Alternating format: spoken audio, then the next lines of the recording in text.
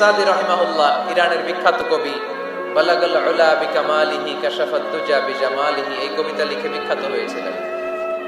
তো ওনার একটা সময় আর্থিক দৈন্যতা যাচ্ছিল, টাকা পয়সা ছিল না, ফলে পায়ে দেওয়ার মতো জুতা ছিল না। কি ছিল না? জুতা ছিল না। তো খুব আফসোস করে একদিন মনে মনে আল্লাহরে বলে, আল্লাহ, আমি এত বড় কবি, আমার পায়ে দেওয়ার মতো জুতা নাই।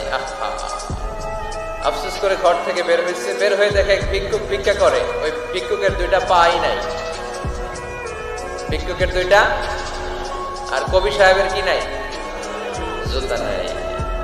কবি সাহেব যখন এই দৃশ্য দেখছে, হায় রে, আমার তো পা আছে, এর তো পাই নাই, সেজদায় পড়ে গেল। আর আল্লাহরে বলে, আল্লাহ শুকর, আলহামদুলিল্লাহ, বেশ ভালো আছি, আর কিছু লাগবে না। এজন্য শান্তি হচ্ছে শুকর আলহামদুলিল্লাহর ভিতরে।